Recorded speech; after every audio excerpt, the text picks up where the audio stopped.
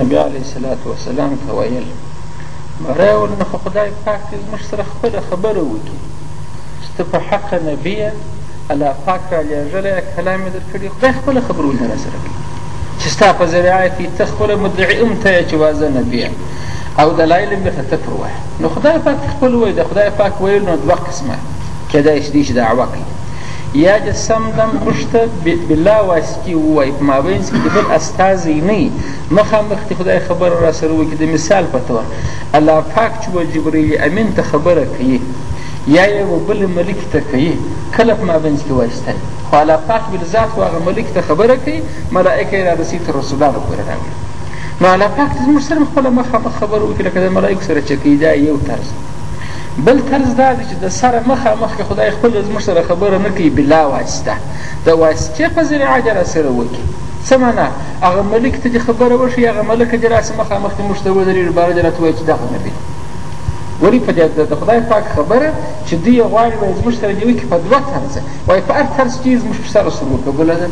یا د خدای مخامخ راته وغږېږي چې دغه نبي دې موږ به دې ومنو او که مخامخ نه راته غږېږي په واسطه دې راته وایي واسطه معنی هغه ملکه جبریل امین یا مثلا میکائیل یا هره ملکه چې هغې ملک ته دې ووایي هغه ملکه دې راسي موږ ته دې وایي باره به وایي چې دغه نبي دې موږ که ته نه ومنلی بیا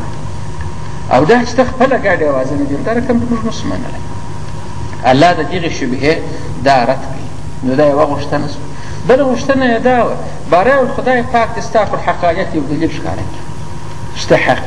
یو علامه دې راته راواستي بیا دې موږ منو نو وروره چې نه دلیل شته نه ملکه راته وایي نه خدای خپله راته وایي نو دا که هر یوه سبب غیرغ ځه کوي چې دا نبي موږ په هغه پسې دا موږ نسو پسې کېدلی الله یې دغه شناعت راپورته کړي چې دا دونه ناپوهان خلک دي داسې بد خلک دي دا رقم خبرې کې الله وایي وقال ویل الذین هغه کسان لا یعلمون چې دوی علم نه درلودی نعفو علی بعض وایي دا د بېعقلۍ نه کېږي چې دغسې خبرې څوک کوي چې دوی علم نه درلودي څنګه خبره دې کوي وایي لولا یکلمنا لولا خو نو دپاره د تحزیز دی طالبان داسې په دې پوهېږي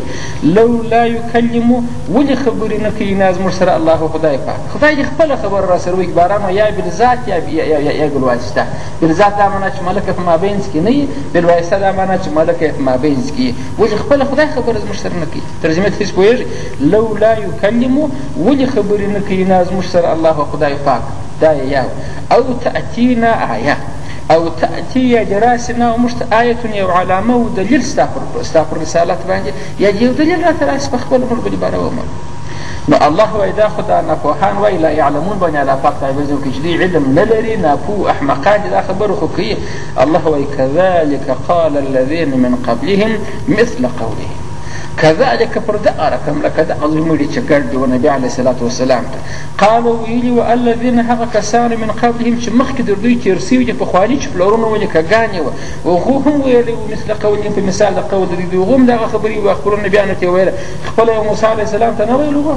چې باره خدای پاک دې موږ سره سر په سترګو ووینو باره دې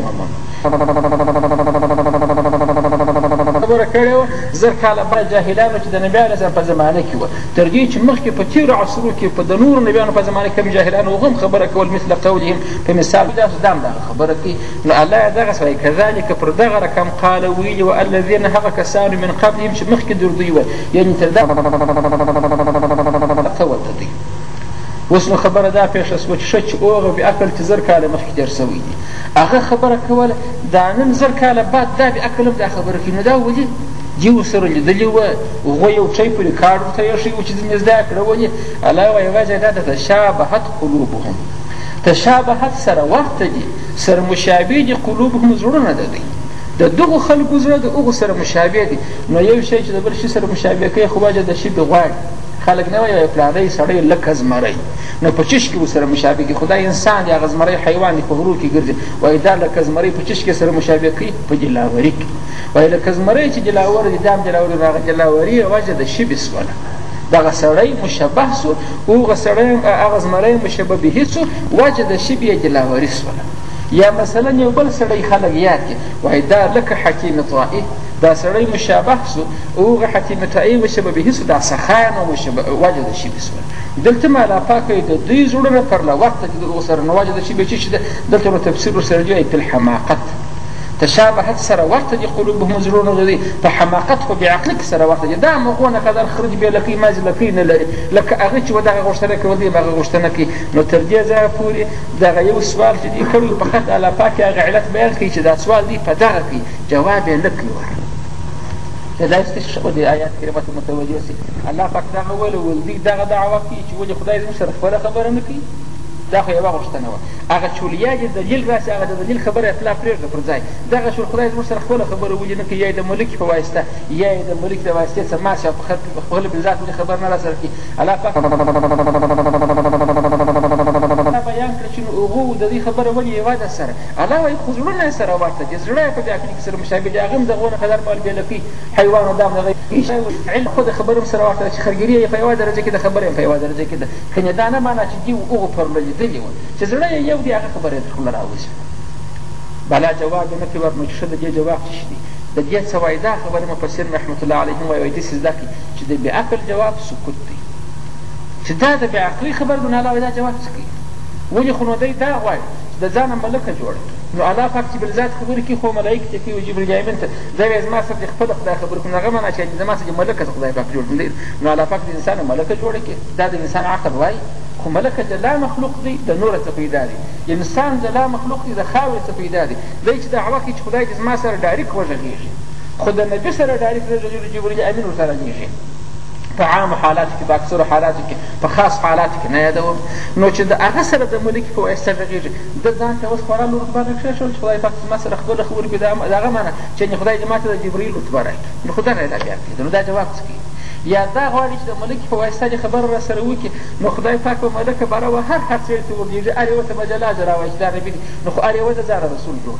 ملکه خو نو رسول ته راځي. نو خدای معنا دا ګرځه کله دي رسولان شي هر یوه ته به هر کور ته به جلا ملکه ورځي هرې ښځې و هر مړ ته به غږېږي. نو خو د ځانه د نبي ځان ته د نبي درجه ورکړه که نه کوه. نو الله وایي دا خبره جواب نه غواړي چې دی دعوه کوي چې یا دې زما څه ملکه جوړه شي خدای دې دایرکټ را سره وغږېږي یا دې زما څه نبي جوړ شي ما ته دې ملکه راشي راته ولي وایي چې دا رسول دی. نو خو برابر د رسولان سو بیا د یو رسول ورته دی. نو چې خبره دومره د ناپوهۍ ده د ناپوهۍ جواب څه شي دی سکوت دی.